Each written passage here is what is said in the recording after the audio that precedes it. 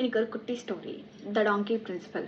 ஒரு நாள் வந்து டாங்கிக்கும் டைகருக்கும் ஒரு ஆர்கியூமெண்ட் போச்சு. கிராஸ் என்ன கலர் அப்படின்ட்டு. டாங்கி சொல்லுதான் அது ப்ளூ கலர்னு, டைகர் சொல்லுதான் இல்லை இல்லை அது க்ரீன் கலர் அப்படின்னு சொல்லிட்டு. இது மாதிரி டிபேட் பெருசாகி இந்த ஜங்கிளோட கிங்கே வந்து லயன் தான். லயன் கிட்ட போவோன்னு ஜட்ஜ்மெண்ட் போச்சான். டாங்கி கேட்குதான், நீங்கள் எவ்வளோ பெரிய ஜீனியஸ், இந்த கிராஸ் வந்து ப்ளூ கலர் தானே அப்படின்னு கேட்குதான். உடனே லயன் எஸ் அப்படின்னு சொல்லி தலையாட்டுச்சான். உடனே இந்த டாங்கிக்கு அது பத்தலையா. உடனே என்ன சொல்றது, இந்த டைகர் ரொம்ப நேரமாக இந்த விஷயத்துக்கு ஆர்கியூ பண்ணாங்க, you have to punish him அப்படின்னு சொல்லுதான்.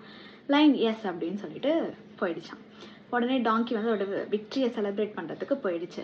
உடனே டைகர் போய் லைன் கிட்ட கேட்குதா, இதை பார்த்தாலே உங்களுக்கு தெரியலையா அது க்ரீன் கலர்னு அப்படின்ட்டு.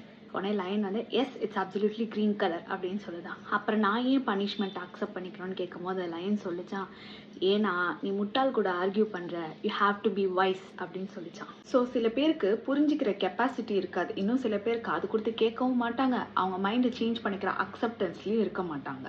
they just want to argue. அப்படி ஒரு situation வரும்போது you have to opt out of that situation. if someone says 1 plus 1 is equal to 5, yes you are right அப்படின்னு சொல்லிட்டு போய்கிட்டே இருக்கணும். the moral of the story is, if you argue with fool you become one.